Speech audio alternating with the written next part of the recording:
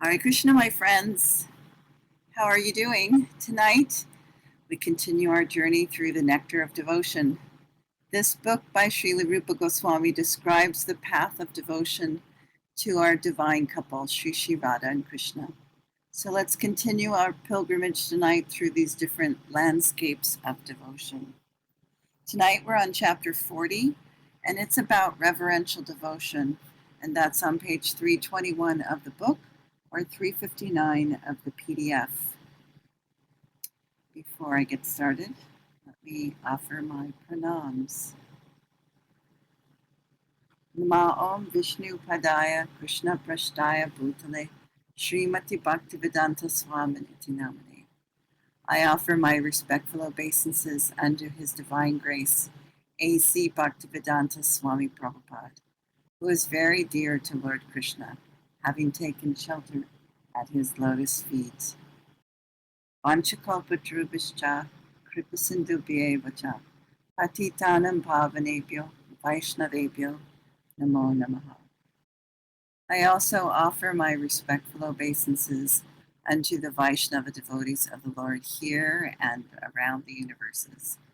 They are just like desire trees and can fulfill the desires of everyone, and they are full of compassion for the fallen conditioned souls. So here we go. Here where I live, it's in the 80s, which is really unusual. So the cat and I have just woken up because I've turned on the AC. So she's right here next to me and we're ready to go. Chapter 40, Reverential Devotion of Sons and Other Subordinates. True reverential devotion is exhibited by persons who think themselves subordinate to Krishna and by persons who think themselves sons of Krishna. The best examples of this subordination are Sharna, Gada, and Subhadra. So Sarna is another name for Balaram, and Gada is Krishna's younger brother, and Subhadra is his sister. So they were all members of the Yadu dynasty, and they used to always think themselves protected by Krishna. Similarly, Krishna's sons, such as Pradyumna, Charudeshna, and Samba, felt the same way. Bhaktivinoda says, I did not know that Krishna had a younger brother. Yes, we have talked about that before. Gada is his younger brother. Yes, we don't hear about him much. There's some, I think it was in Bhagavad Gita. Gada was there 2 or 3 times in a couple of days' readings. And we were puzzled each time. It's like, Gada, who is that? So now we know. Gada is Krishna's younger brother. So, similarly, Krishna's sons, such as Pradyumna, Charudeshna, and Samba, felt the same way. Krishna had many sons in Dwarka. He begot 10 sons by each of his 16,108 queens, and all of these sons, headed by Pradyumna, Charudeshna, and Samba, used to think themselves always protected by Krishna. So Pradyumna is his son by Rukmini, Charudeshna, I forgot to look that one up, but Samba is Jambavati's son. That's a lot of sons, that's right. So you just add a 0 onto that. No daughters.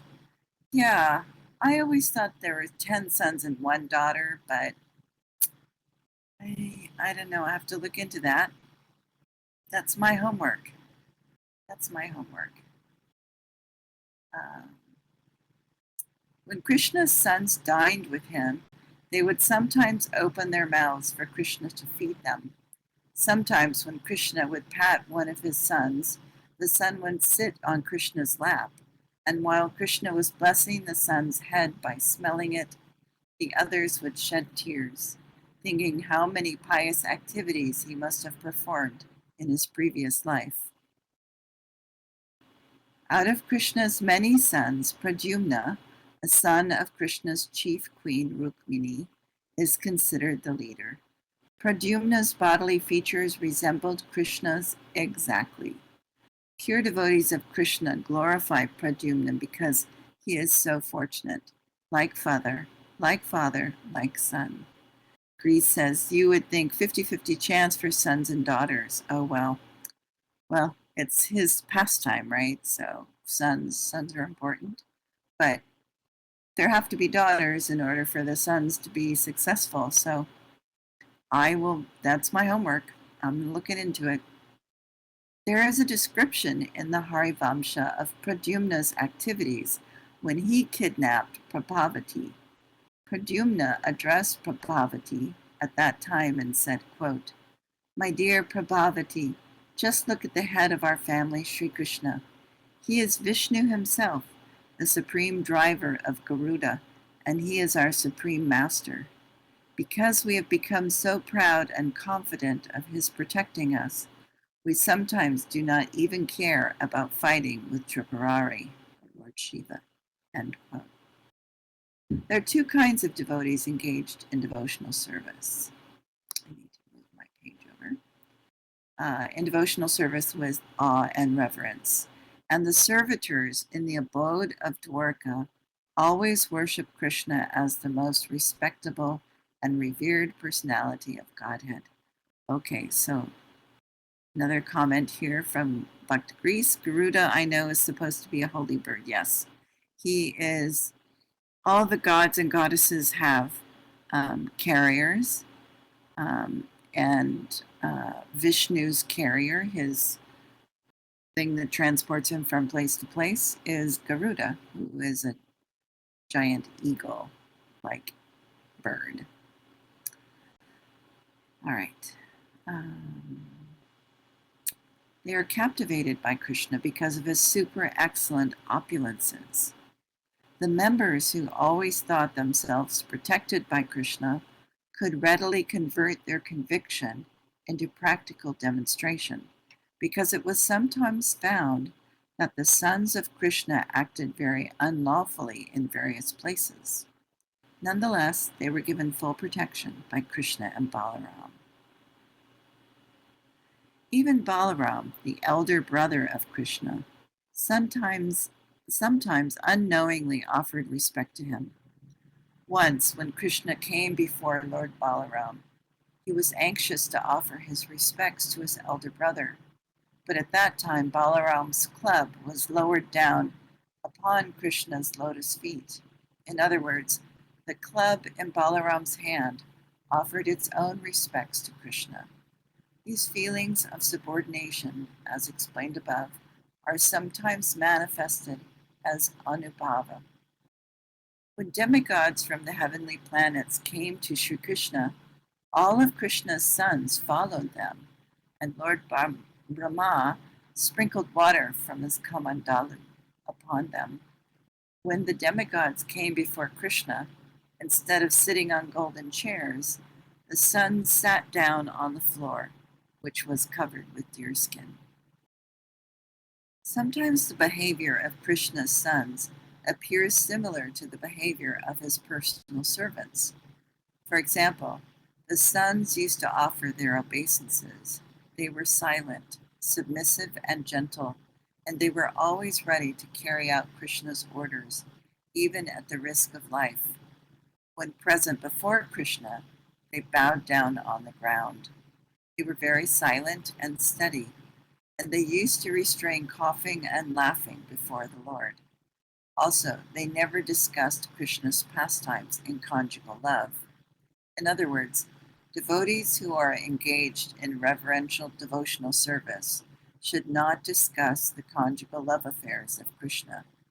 No one should claim his eternal relationship with Krishna unless he is liberated. In the conditioned state of life, the devotees have to execute the prescribed duties as recommended in the codes of devotional service. When one is mature in devotional service and is a realized soul, he can know his own eternal relationship with Krishna. One should not artificially try to establish some relationship. In the premature stage, it is sometimes found that a lusty, conditioned person will artificially try to establish some relationship with Krishna in conjugal love.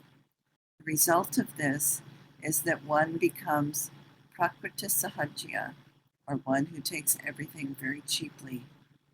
Although such persons, excuse me, although such persons may be very anxious to establish a relationship with Krishna in conjugal love, their conditioned life in the material world is still most abominable. A person who has actually established his relationship with Krishna can no longer act on the material plane, and his personal character cannot be criticized. When Cupid came on one occasion to visit Lord Krishna, some devotee addressed him thus, quote, "My dear Cupid, because you have been so fortunate as to have placed your eyesight on the lotus feet of Krishna, the drops of perspiration on your body have frozen, and they now resemble kantaka fruits, which is a kind of small fruit found in thorny bushes." End quote. These are signs of ecstasy and veneration unto the Supreme Personality of Godhead. When the princes of the Yadu dynasty heard the vibration of Krishna's Panchajanya conch shell, the hairs on their bodies immediately stood up in ecstatic jubilation. It seemed at the time that all the hairs on the bodies of the princes were dancing in ecstasy. In addition to jubilation, there are sometimes symptoms of disappointment. Pradyumna once addressed Samba with these words, quote, "My dear Samba, you are such a glorified personality. I have seen that once when you were playing on the ground, your body became covered with dust, yet our Father, Lord Krishna, still took you up on his lap. But I am so unfortunate that I could never get such love from our Father." End quote. The statement is an example of disappointment in love. Here there's a question. Cupid, as in the flying archer who shoots people and they fall in love with the first person they see, right? Yep, that's the one. Dr. Mimulus answered yes. The same. To regard Krishna as one's superior is called reverential feeling, and when, in addition to this, a devotee feels that Krishna is his protector, his transcendental love for Krishna is increased, and his combined feelings are called reverential devotion. When this steady reverential devotion increases further, it is called love of Godhead and reverential devotion. Attraction and affection are two prominent symptoms of this stage. In this reverential devotional attitude, Pradyumna never talked to his father in a loud voice. In fact, he never so much as unlocked the lips of his mouth, nor did he ever show his face filled with tears. He would always glance only at the lotus feet of his father. There is another example of steady and fixed love for Krishna in the instance of Arjuna's informing him of the death of Arjuna's son, Abhimanyu, who was also the nephew of Krishna. Abhimanyu was the son of Subhadra, Krishna's younger sister. He was killed at the Battle of Kurukshetra by the combined efforts of all the commanders in King Duryodhana's army, namely Karna, Ashvatthama, Jayadratha, Bhishma, Kripacharya, and Dronacharya. In order to assure Krishna that there was no change of love on Subhadra's part, Arjuna informed him, quote, "Although Abhimanyu was killed almost in your presence, Subhadra's love for you is not agitated at all, nor has it even slightly changed its original color." End quote. The affection that Krishna has for his devotees was expressed by himself when he asked Pradyumna not to feel so bashful before him. He addressed Pradyumna thus, quote, "My dear boy, just give up your inferiority complex and do not hang your head. Just talk with me in a clear voice and do not shed tears. You can look straight at me and you can place your hands on my body without any hesitation. There is no need of exhibiting so much reverence before your father." End quote. Pradyumna's attachment for Krishna was always exhibited by his action. Whenever he was ordered by his father to execute something, he would immediately execute the order, taking the task as nectarian, even though it may have been poison. Similarly, whenever he would find something to be disapproved of by his father, he would immediately reject it as poison, even though it may have been nectarian. Pradyumna's attachment and anxiety for Krishna was expressed when he said to his wife Rati, end quote, "The enemy, Shambhara, is already killed. Now I am very anxious to see my father, who is my spiritual master and who always carries the conch shell known as Panchajanya." End quote. Pradyumna felt great separation from Krishna when he was absent from Dwarka at the battlefield of Kurukshetra. He said, quote, "Since my father has left Dwarka, I do not take much pleasure in practicing fighting, nor am I interested in any kind of sporting pastimes. And what need is there to speak of these things? I do not even wish to stay at Dwarka in the absence of my father." When Pradyumna came back home after killing the Shambharashura, and as soon as he saw his father, Krishna, before him, he became so overjoyed that he himself could not understand his joy on that occasion. This is an instance of success in separation. A similar satisfaction was observed when Krishna returned from the battlefield of Kurukshetra to his home in Dwarka. All of his sons were so overjoyed that out of ecstasy they repeatedly made many mistakes.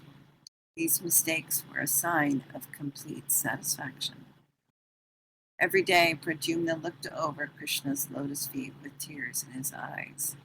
These signs of reverential devotion on the part of Pradyumna can be described in the same way they've been described in the case of other devotees.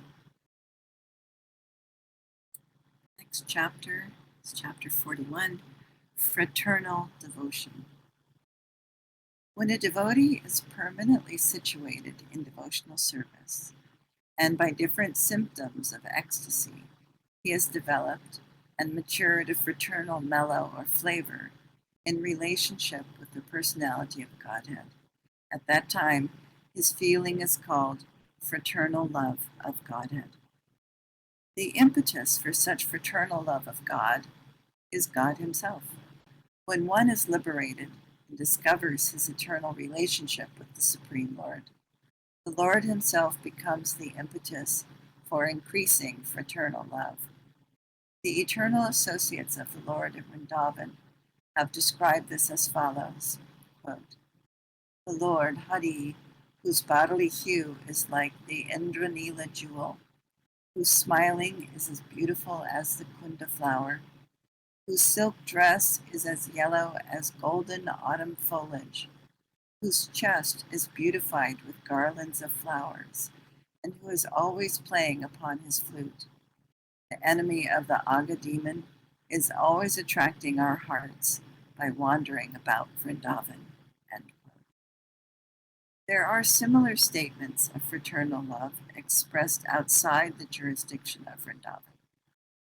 When the sons of Pandu, headed by Maharaj Yudhishthira, saw Krishna in his four-handed form on the battlefield of Kurukshetra, holding his conch shell, disc, club, and lotus flower, they completely forgot themselves and became merged in the ocean of nectarian happiness.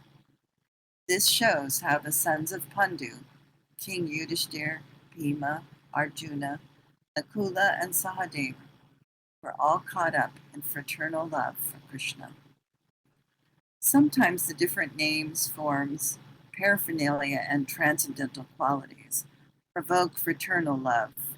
For instance, Krishna's nice dress, the all auspicious symptoms on his body, his strongly built body, his knowledge of different languages, his learned teachings in the Bhagavad Gita, his uncommon genius in all fields of endeavor, his exhibition of expert knowledge, his mercy, his chivalry, his behavior as a conjugal lover, his intelligence, his forgiveness, his attraction for all kinds of men, his opulence, and his happiness all provoke fraternal love. The impetus to fraternal love, upon seeing the associates of Krishna in Vrindavan, is also very natural, for their personal bodily features, their qualities, and dress are all equal to Krishna's. These associates are always happy in their service to Krishna, and they are generally known as Vayasyas, or friends of the same age. I'm saying fraternal. Bhaktimimulus asks, are you saying paternal or fraternal? Fraternal with the F. I'll try and enunciate better. These associates are always happy in their service to Krishna, and they are generally known as Vayasyas, or friends of the same age.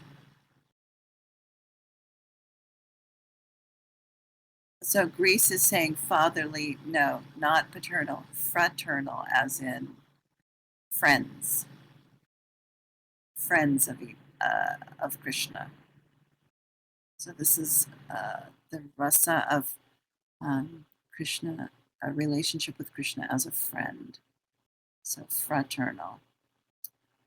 So these Vayasyas are fully confident of protection by Krishna. Devotees sometimes pray, quote, let us offer our respectful obeisances unto the Vayasyas of Krishna, who are firmly convinced of Krishna's friendship and protection, and whose devotion to Krishna is ever fixed. They are fearless, and on a level equal with Krishna, they discharge their transcendental loving devotional service. End quote. Such eternal Vyasyas are also found beyond the jurisdiction of Vrindavan in places such as Dwarka and Hastinapur. Except for Vrindavan, all the places of Krishna's pastimes are called puras, or towns.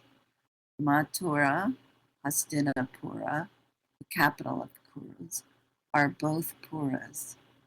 Personalities like Arjuna, Bhima, Draupadi, and Sridham Brahmana are counted amongst Krishna's fraternal devotees in the Puras. How the sons of Pandavas, enjoy Krishna's association is described as follows, quote, when Sri Krishna arrived in Indraprastha, which is Delhi, by the way, the capital of the Kurus, Maharaj Yudhishthir immediately came out to smell the flavor of Krishna's head. End quote. It is the Vedic custom that superiors smell the heads of their subordinates when the subordinates offer respect to the superior by touching his feet. Similarly, Arjuna and Bhima embraced Krishna with great jubilation, and the two younger brothers, namely Nakula and Sahadeva, who are twins, touched the lotus feet of Krishna with tears in their eyes and offered their respects. In this way, all the five Pandava brothers enjoyed the fraternal friendship of Krishna in transcendental mellow. And just as an aside, so this is, Prabhupada says it is the Vedic custom. So this is the custom. Someone who's superior, you touch their feet. Someone who's a contemporary, you give them a hug. Um, and if they are younger, then you let them touch your feet. So those are the different ways of showing respect in Vedic custom. Of the five Pandavas, Arjuna is the most intimately connected with Krishna. He has a nice bow in his hand, which is called Gandiva. His thighs are compared with the trunks of elephants, and his eyes are always reddish. When Krishna and Arjuna are together on a chariot, they become celestial beauties, pleasing to the eyes of everyone. It is said that once Arjuna was lying in his bed with his head upon Krishna's lap and was talking and joking with Krishna in great relaxation and was enjoying Krishna's company with smiles and great satisfaction.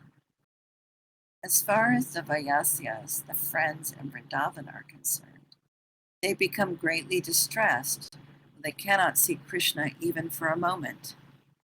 There is the following prayer by a devotee for the Vyasyas in Vrindavan. Quote, all glories to Krishna's Vayasyas, who are just like Krishna in their age, qualities, pastimes, dress, and beauty. They are accustomed to playing on their flutes made of palm leaves.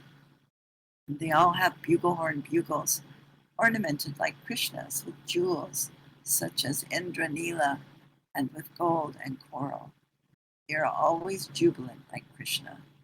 May these glorious companions of Krishna always protect us. End quote. You think Indranila are sapphires? All right. The Vayasyas in Vrindavan are in such intimate friendship with Krishna that sometimes they think themselves as good as Krishna. Here is an instance of such friendly feeling. When Krishna was holding up Govardhan Hill with his left hand, the Vayasyas said, quote, my dear friend, you've been standing for the last 7 days and nights without any rest. This is very troublesome for us because we see that you have undertaken a severely laborious task. We think that, therefore, you need not continue to stand in that way holding the hill. You can just transfer it onto Sudama's hand. We are very much aggrieved to see you in this position. If you think that Sudama is not able to support Govardhan Hill, then at least you should change hands. Instead of supporting it with your left hand, please transfer it to your right hand so that we can give your left hand a massage. End quote. It's so cute. This is an instance of intimacy, showing how much the Vayasyas considered themselves to be equal to Krishna.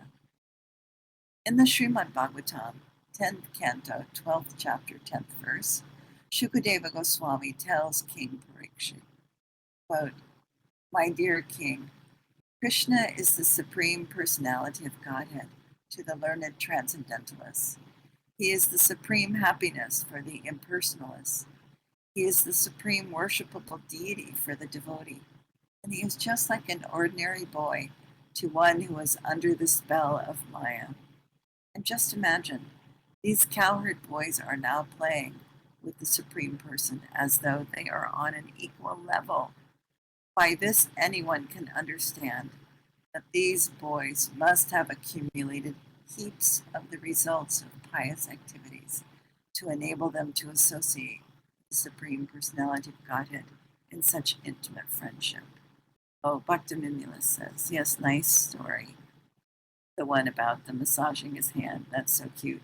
This quote that I just read, 10th canto, 12th chapter, 10th verse, it's actually verses 8 to 17, and it describes all the activities that they do. That's the one where they're playing leapfrog and pretended to be monkeys in the trees, and that's really a fun little section right there. There is a description of Krishna's feeling for his Vayasyas in Vrindavan. He once said to Balaram, quote, my dear brother, when my companions were being devoured by the Aghasura, hot tears poured down from my eyes, and as they were washing my cheeks, my dear elder brother, for at least one moment, I completely lost myself. End quote. So we'll stop there because then we go on to different groups of the friends, different kinds of relationships of the different friends. You're very welcome. Thank you. Thank you very much for letting me read. As always, such a pleasure. Reese also thanks me. Thank you also for that. I enjoy Nectar of Devotion so much, and I hope that I'm able to transmit that to you, and you can see what a glorious, wonderful book this is. So, all glories to Srila Prabhupada. Have a wonderful weekend, and I'll see you on Sunday for our Bhagavad Arkamarichi Mala and Tuesday for Bhagavad Gita. Take care, everyone. Hare Krishna.